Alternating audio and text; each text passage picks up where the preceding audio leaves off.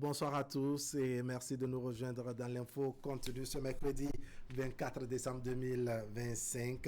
Le chef de l'État s'est adressé à son peuple hier à travers la représentation nationale. Patrice Talon a exposé à la face du monde la santé de notre patrimoine commun, le Bénin. Dans un langage franc et direct, il a souligné aussi bien les réalisations que ses insatisfactions. Il a surtout mis l'accent sur le nouveau visage du Bénin et sa résilience face aux chocs internes et externes. Le chef de l'État a en quelque sorte dessiné le portrait robot et les conditions à remplir désormais en politique avant de s'emparer de notre destin commun. Au sujet de ces dirigeants de type nouveau mus par le sacerdoce, il faut en être capable et le mériter politiquement, précise Patrice Talon. Eh bien, on commente ce soir quelques aspects de ce discours plein d'enseignements prononcé hier au palais de gouverneur. Nous sommes en face de Moïse Novignon, il est journaliste et analyste politique. Moïse Novignon, bonsoir. Bonsoir Hab, bonsoir aux téléspectateurs. Vous êtes en face d'un socio-anthropologue, il est également analyste politique. Georges Anagono, bonsoir. Bonsoir Hab, bonsoir aux téléspectateurs et bonsoir Moïse. Bienvenue. Qui allait beaucoup plus jeune. Ah bon? Non, j'ai envie. Oui, d'accord. Alors Moïse, quelle lecture faites-vous, je dirais, de ce message du chef de l'État hier? Vous l'avez suivi, non? Très bien, j'ai suivi de bout en bout, du début jusqu'à la fin, et ce qui se dégage clairement, c'est surtout 4 grandes lignes à mon avis. Et d'abord, en termes de l'intégrité du territoire, le chef de l'État a essayé de revenir sur les conditions dans lesquelles il a pris le pouvoir, il a trouvé le pouvoir en 2016, et il a mis l'accent sur le fait qu'il est quand même parvenu à entretenir et à maintenir l'intégrité du territoire et saine et sauve en ce qui concerne la sécurité, bien sûr.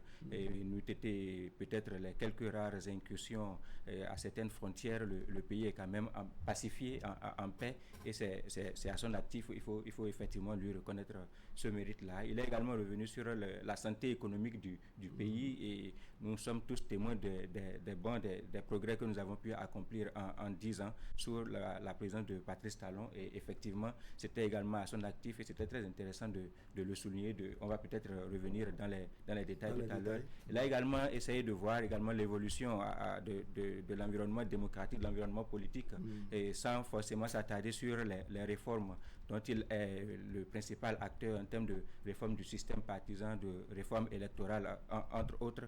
Il a quand même insisté sur ce que nous avons pu faire de son passage après 30 ans de renouveau démocratique, avant qu'il ne puisse prendre le pouvoir, et même bien au-delà, parce que si on suit le fil conducteur de son raisonnement, il est remonté aux années 1960, au moment où on accédait à l'indépendance, pour essayer de baliser, en fait, de refaire un tout petit peu le parcours du pays et de montrer que le Bénin a finalement trouvé sa voie, et qu'on peut inspirer, on n'est pas forcément obligé de suivre le modèle des autres, on peut inventer un modèle qui va pouvoir faire école, et on n'est pas en train de faire, on n'est pas au premier coup d'essai en cette matière-là, c'est-à-dire par exemple en 1990, au moment où le pays initiait par exemple la conférence des forces vives de la nation, c'était devenu un modèle, et tous les pays de la sous-région, pour ne pas dire sur le continent, ont copié ce modèle-là et ont dû dupliquer avec des succès, des échecs un peu partout, ça et là, mais nous aussi, nous avions quand même été les précurseurs d'un tel modèle. Et pour finir, le chef de l'État a apporté également un message d'espoir, et je ne veux pas peut-être m'attarder sur le portrait qu'il a pu faire, vous l'aviez dit tout à l'heure dans votre introduction, de ce que les acteurs politiques ont pu offrir, mais pas dessus tout.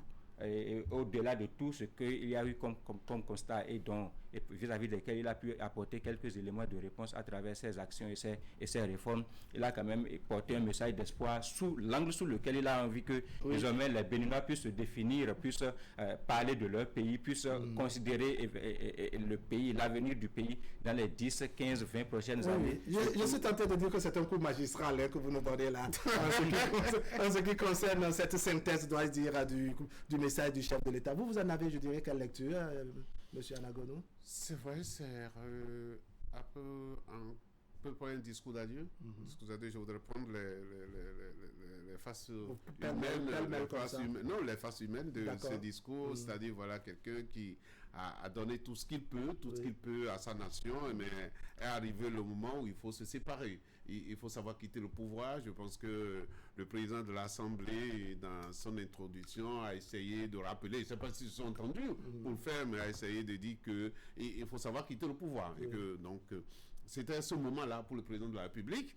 Et s'il dit un bilan, moi j'ai remarqué qu'il a fait beaucoup plus le bilan de ses actions politiques et qu'il ne s'est pas trop attardé sur le bilan économique. Le bilan les chiffres, il nous en a fait grâce. Voilà, donc en fait, en faisant ça, il nous a laissé de boulot, nous autres commentateurs, nous autres analystes politiques sur les plateaux, parce que c'est ce qui fait polémique dans son bilan. C'est là le courage parfois de Patrice Talon me surprend agréablement. Ce sur quoi vous allez attendre de pouvoir le critiquer, il ne bifurque pas en fait, il ne contourne pas, il va en face de cela. Oui. Et donc, ce bilan politique, c'est vrai qu'on peut le discuter, mais lui, il a donné sa vision en fait. Après une certaine expérience de l'exercice de pouvoir, il a donné sa vision et il a parlé des contours de 2018, 2019, les modifications, la charte des partis politiques, le code électoral, la modification apportée à la Constitution. Il a essayé de montrer que, au fait, ce sont ces modifications qui nous ont permis d'atteindre le résultat dont il est en train de parler maintenant et dont il est fier. Et donc, il a montré en fin de compte que la politique est centrale. La politique est centrale dans le projet de développement d'un pays. Et que l'homme politique, en réalité, finalement, c'est à lui qui revient de décider. S'il est bon, vous allez avoir de bons résultats. Et s'il est mauvais, vous allez avoir de mauvais résultats. Et ça, je partage ça avec lui. Et le portrait de l'homme politique qu'il a eu à faire. Donc, on va revenir sur ce portrait, n'est-ce pas? Comment ça influence un peu, je dirais, désormais les hommes politiques, les dirigeants, ceux-là en tout cas qui aspirent l'animation de la vie politique. Ce que nous avons pris jusque-là comme un privilège, et lui-même parfois il a dit, j'ai le privilège de donner ce que je peux à mon pays. Le privilège. Il a appelé devoir, et si vous voulez, on en parlera. On va parler tout à l'heure. Alors, sur le plan politique, puisque vous avez commencé par le dire, les réformes et autres, c'est, je dirais, le maître ou le chef d'orchestre de cette réforme du système partisan et autres. Mais sur le terrain de cette démocratie électorale et des libertés publiques, on l'attendait, mais on a senti que le président a assumé tout en toute responsabilité. Comment on interprète cela? Oui, mais ce n'est pas la première fois que le président de la République est en train de montrer qu'il a la carapace nécessaire pour assumer, d'abord pour prendre des décisions et pour les assumer. Il a été très audacieux, il a été très courageux de 2016 jusqu'à maintenant. Et même avant 2016, il faut faire observer que c'est quand même le candidat Patrice Talon avait quand même annoncé qu'il allait faire des réformes et des réformes courageuses.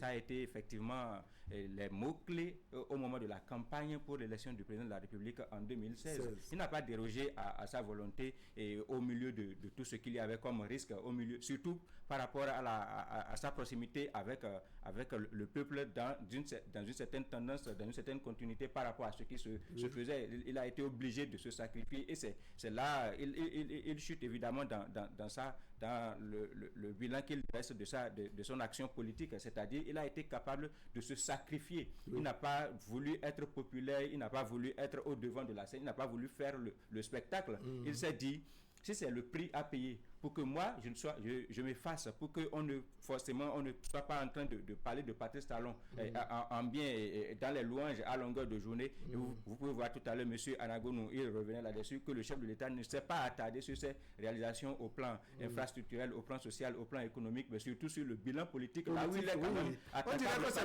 c'est la corde qui nous tient tous. Oui, et en réalité, c'est les réformes politiques, c'est le courage des réformes politiques qu'il nous manquait pour véritablement développer ce pays. C'est-à-dire qu'il fallait réussir à bouger un tout petit peu, à bousculer un tout petit peu les intérêts au plan politique. Parce que c'était là tout le problème, tout le nœud du problème que le Bénin avait. Sinon, le Bénin est un pays de paix, les Béninois sont très intelligents, les Béninois sont très éveillés, les Béninois sont très travailleurs, mais il faut trouver l'acteur, le leader qui est capable de se mettre au-dessus de toutes les considérations personnelles. Alors, M. Anagonou, Patrice Talon a regretté un peu, je dirais, ses insatisfactions qu'il assume encore une fois avec responsabilité, mais on a noté pour revenir sur les questions politiques et les libertés publiques également. C'est sur ce terrain-là qu'on l'attendait, mais Patrice Talon n'a visiblement pas de regrets. Il assume encore une fois et on dirait qu'il reste quelque peu métallique sur ce détail-là, comme si c'est vraiment quelque chose d'incorrigible. Il n'y a plus possibilité de revenir en arrière. C'est peut-être aussi à ce niveau que le discours restera, comme le discours d'adieu, et que ce sur quoi on peut vraiment vous attaquer, ou qu'on vous a attaqué souvent, vous allez là-dessus, vous ne dérobez pas. Et donc, quand vous dites, il a assumé, il assume, pour dire, moi je me rappelle qu'il m'arrivait de causer certaines choses sur les plateaux, de dire que je redonne l'image et vous allez voir, monsieur en train de tirer 2 vélos, 2 bicyclettes. Puisque c'est la nature humaine et que c'est la force motrice, il y arrive souvent qu'un bras avance plus que l'autre. Alors, pour qu'il puisse avancer normalement, il lui arrive de retenir l'autre bras pour que l'autre avance. Qu'est-ce que je voudrais dire? À la sortie de la conférence nationale 90, nous nous sommes donné toutes les libertés parce que ça nous avait manqué. Nous sommes partis. Mais lorsque nous sommes partis, le développement n'a pas suivi les libertés politiques dans le temps.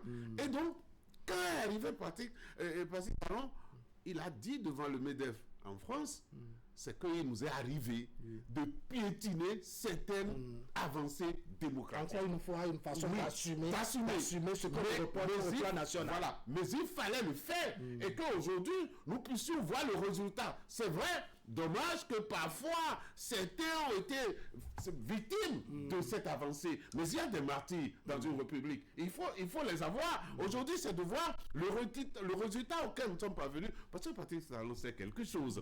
Pour ces résultats économiques par rapport au développement, il sait qu'il y a l'unanimité. C'est-à-dire certaines réformes, vous prenez les réformes au niveau des impôts, par exemple, est-ce que notre régime viendra aujourd'hui pour dire mettre ces réformes-là en arrière? Non. Donc, il nous a laissé un discours qui nous permet d'étudier, de traduire ça, d'analyser ça dans tous les sens. En fait, ça fera débat. Voilà ce que je voudrais dire. Ça fera débat, ce discours-là, lorsqu'on va le détacher. Ça fait débat. Oui, d'ailleurs, parce que tu disais tout à l'heure, sur le terrain des libertés, sur le terrain de la démocratie pluraliste, liberté, la démocratie électorale. Et donc, in fine, il nous dit, nous avons notre modèle démocratique, qui peut ne pas être exactement ce qu'est la démocratie chez les autres. Mais est-ce que ce modèle-là correspond à ce que nous voulons dans notre pays? C'est vrai qu'il a dit qu'il y a des gens qui ne prennent pas encore la marche, mais c'est normal, monsieur le Président, parce que c'est cela aussi la démocratie.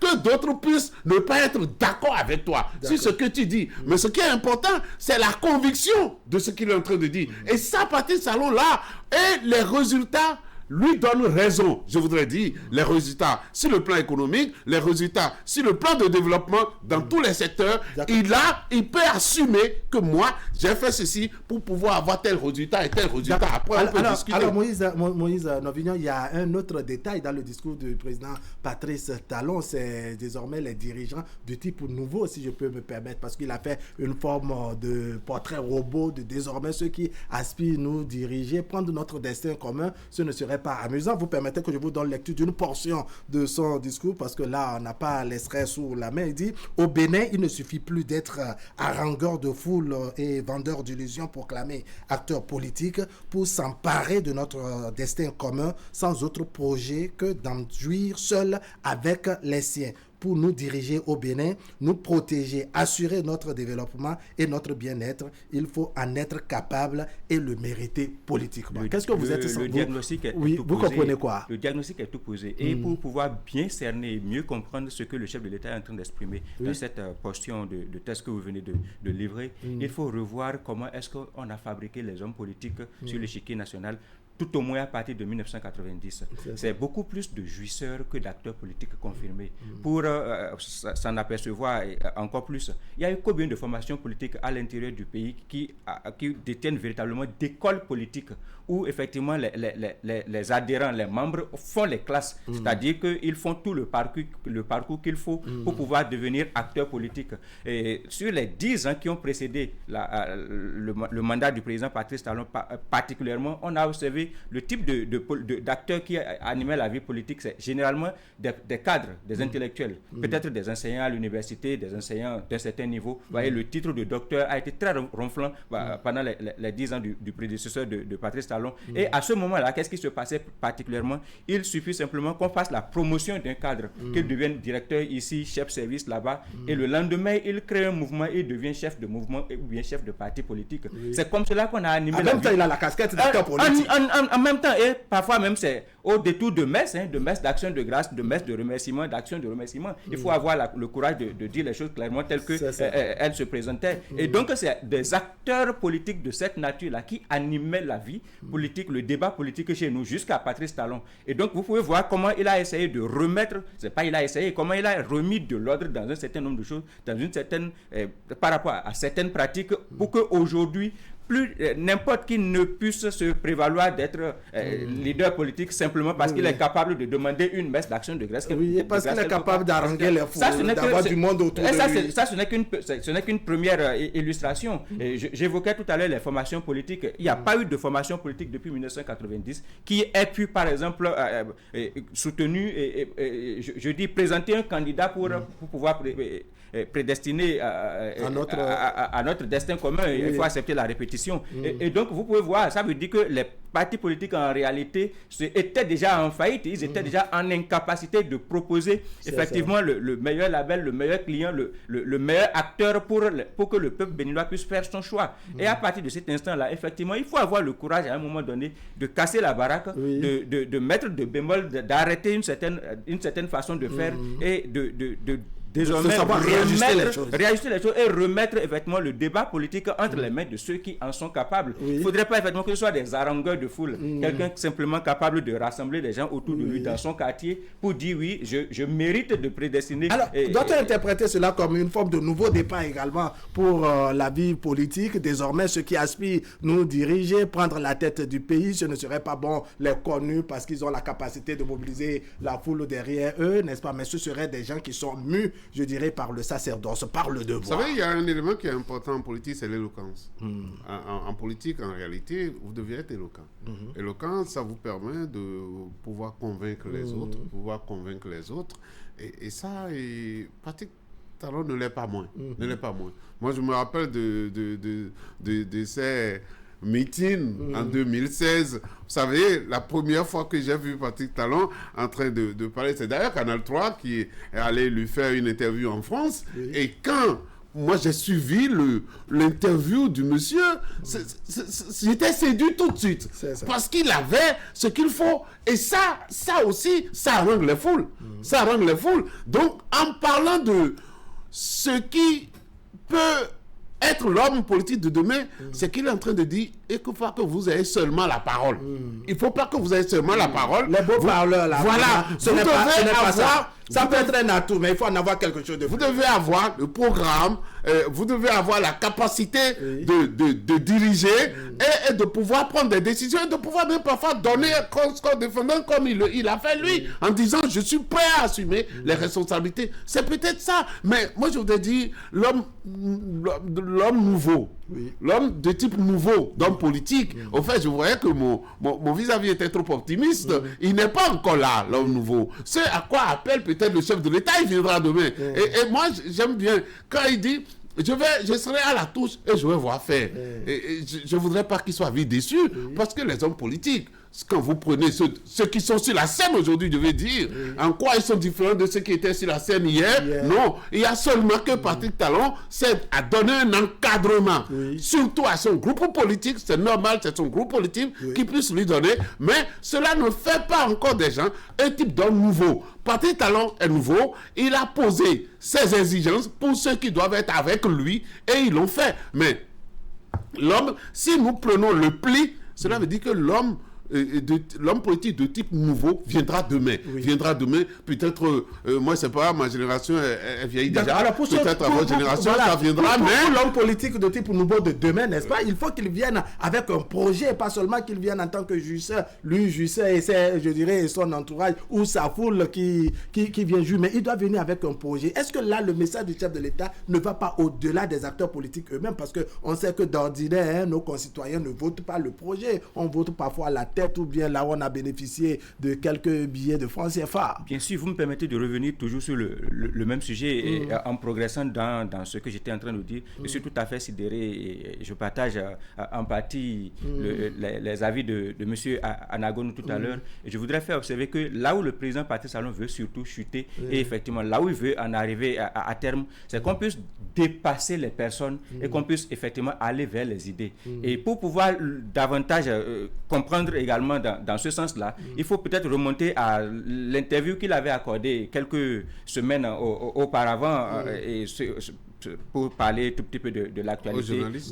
Aux journalistes, bien sûr, par rapport à tout ce qui s'est passé en termes de processus électoral, etc. Il mettait l'accent sur le fait que en réalité, on n'est pas encore à ce stade-là où le débat, c'est autour des idées. Le débat que nous menons pour le moment, tout ce que les uns et les autres, tout ce après quoi les uns et les autres sont dans les tiraillements, c'est d'abord les positionnements personnels, les intérêts personnels. Et donc, si nous n'en sommes qu'au niveau des intérêts personnels et au niveau surtout des besoins des populations, les besoins primaires des populations en termes d'instruction, en termes de logement, en termes d'alimentation, en termes de santé, entre autres, il vaut peut-être davantage se mettre ensemble pour aller à l'essentiel d'abord. Quitte à ce que les bases que nous sommes en train de poser aujourd'hui puissent effectivement amener cet acteur politique nouveau, effectivement, j'étais peut-être trop optimiste et trop emballé, effectivement, je reconnais et je l'admets, puisse amener peut-être ce politicien nouveau-là qui va désormais nous amener à débattre plutôt des idées que des querelles de personnes. C'est-à-dire, on ne doit pas faire, on doit faire. On ne doit pas faire dont on est en train de parler là.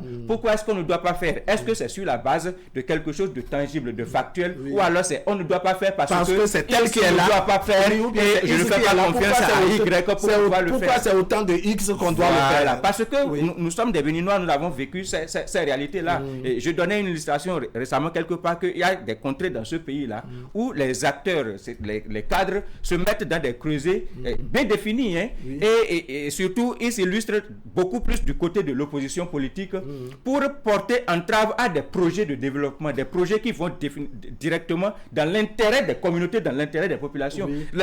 Ces cadres et ces intellectuels qui ont passé tout le temps à se comporter comme cela, ils vont se reconnaître en écoutant ceci. Et ça nous a retardé, ça nous a freiné. Vous imaginez que nous sommes indépendants depuis 1960 et on a mis tout ce nombre d'années là pour faire 10 km de route entre Sémé et Porte-Novo, pour dédoubler et faire une route correcte, pour faire une route qui va pouvoir amener dans la capitale politique de notre pays, là où siègent les parlementaires. C'est délicat, ça fait réfléchir. Et donc, effectivement, si nous ne sommes pas en train de disputer des idées, et que c'est simplement le positionnement et les intérêts des uns et des autres, je pense qu'on peut trouver le moyen de taire les égos et les querelles, de trouver les petits, pour que chacun puisse prendre sa petite portion dans les limites du possible et qu'on puisse aller vers à l'essentiel comme nous sommes en train de l'observer ces dernières années et cela profite au pays. Ce mérite Patrice Talon qui d'une manière ou d'une autre a été acclamé par l'ensemble de la classe politique représentée au Parlement hier, n'est-ce pas? Il trouve que le mérite, ce n'est pas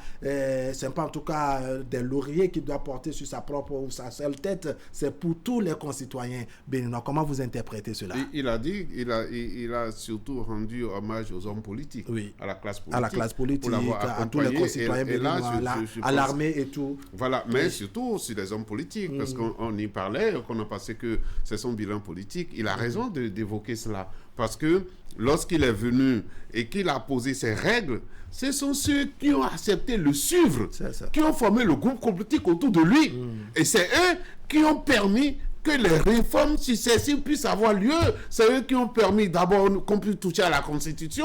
Et nous l'avions dit dans le temps, parce que nous avions, c'est vrai, une émotion qui entourait notre Constitution, qui faisait qu'on faisait de rempart, on n'aimait pas qu'on touche. Mais après, on a touché. D'accord? Et il a montré aussi la voie dans ce sens-là. Donc, ce groupe politique autour de lui, les partis politiques finalement que je vais désigner parce qu'il les a transformés en partis politiques, ceux-là, ils ont accepté, accompagner le chef de l'État pour lui permettre de traduire en acte les idées qu'il avait.